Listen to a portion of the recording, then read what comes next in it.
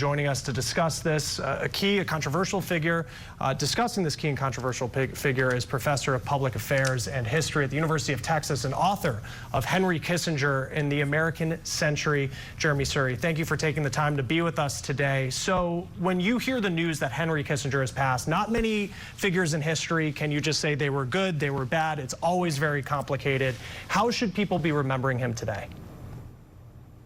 Well, I think, as you said so well, we have to remember him as one of the most consequential figures of the last century, which is amazing because he was never elected to any office and he didn't rise to power with great wealth. He was an individual who reshaped American foreign policy for good and for ill. How did he do it well? He did it well in making the United States more effective in places like the Middle East and opening relations with China. Where did he do poorly? He did poorly often in using American power in ways that harmed people in Vietnam, as you said at the top of your coverage, in Latin America. So his record is mixed, but it's consequential and it shows the possibilities of American power. Now, a lot of critics will say that Kissinger, not only looked away, but almost encouraged human rights abuses to advance American interests, especially in places like Chile, Argentina, and what's now Bangladesh in the 1970s. How much has that tarnished his legacy? Well, Kissinger has been charged before his death with war crimes. Many individuals around the world see him as a villain. And so that record, particularly in Vietnam and Bangladesh and other places of human rights violations, really did tarnish his legacy. But the interesting thing was it also burnished his legacy with others, those who consider themselves realists, those who believe that you need to use force in a dangerous world, sometimes even to harm people for the purpose of preventing lesser evils. And so what the human rights violations did is they made Kissinger a partisan figure like so many other figures in our world today.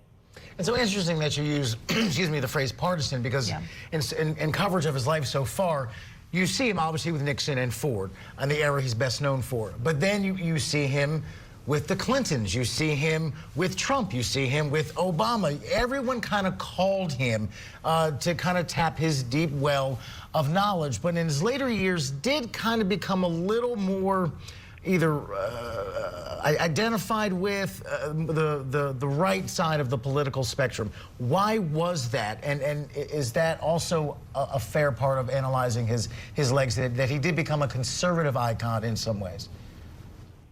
I think that is fair, what you said. He worked with presidents on both sides of the aisle and was consulted by presidents and figures like Secretary Hillary Clinton on both sides of the aisle as well. But over time, he came to seem more like a Republican. That's because Kissinger was a critic of those who believed the United States should do less in the world. He was a critic of those who emphasized human rights and progressive policies over power and over national interests. And insofar as the Republican Party, at least before Trump, was the party of hawks, the party that favored a stronger foreign policy with more emphasis on national interest. Think about George W. Bush and the war on terror. For those reasons, the Republican Party became more identified with Kissinger, and it was the far left that became less identified with him over time. And he passes away at 100 years old, was still active in his final years, even traveling to places like China, which today many people are pointing out as one of his great accomplishments is the relations that we have with China today. Xi Jinping called him an old friend. What type of impact did he have, even in his older age, in that relationship and where it is today?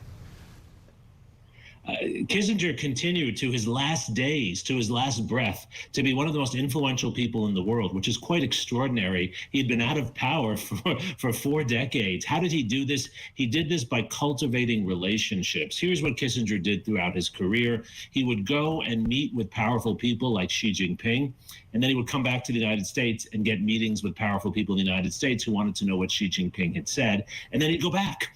And that networking, that connection among global elites, the thing that many criticized, gave him enormous power and influence. I often tell my students he was the consummate networker before there were networking websites and apps. Wow. Secretary of State Antony Blinken said that he spoke to him just a month ago about what, potentially what's going on here in Israel. Right, and which is my next question is that obviously he was also active in when it came to Middle East policy and dies at a time when we're in the middle of another international crisis and Lord knows how it's going to end or what the next chapter is. What was his belief system when it came to the Middle East? What do you think would be his thoughts on what is happening now and America's role in it? I think Henry Kissinger would be very supportive. I think he was in his last days of the policies the Biden administration has pursued.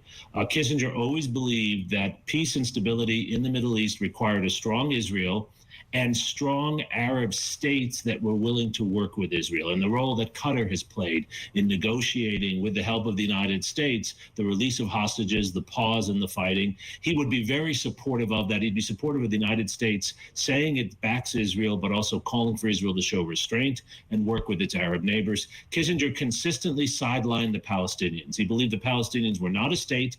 He believed they were supporters of terrorism, and he believed that they did not deserve the same standing that Israel and the Arab states had. And the United States has somewhat followed that pattern. That's what many criticize in our policy, but it is a policy legacy from Kissinger, and it's something he would continue to support today.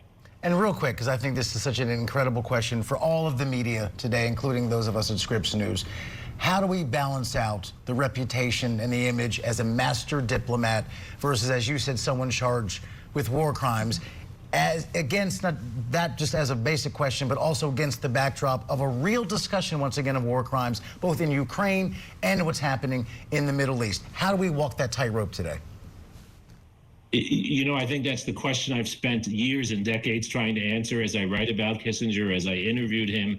I'll give you the best answer I can, which is that his life reminds us that American power is so important in the world. It's so important supporting Ukrainian resistance to Russian imperialism, supporting openness between the U.S. and China. But at the same time, American power is dangerous. And when we misuse it, as Kissinger did sometimes in Vietnam and elsewhere, it can have enormously counterproductive and brutal consequences. So we have to use our power. We have to understand our power, but we have to be careful in how we use it. What should we say about Kissinger? He cultivated and used power in important ways, but sometimes he was also drunk and inappropriate in the way he used that power. I mean, drunk in the sense that caught up in that power for its own purposes. We have to be more disciplined. We have to avoid hubris, but we have to be willing to use power when necessary. Thank you for the most important soundbite that we will have on Scripps News today. That was it.